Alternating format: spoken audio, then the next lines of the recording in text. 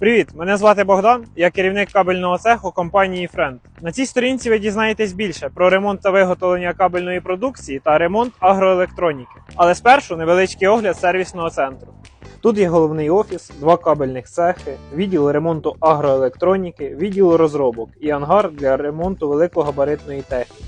Тут працює більше 30 працівників, які є професіоналами своєї справи. У наступних відео детальніше розповімо про наші послуги та покажемо процеси роботи.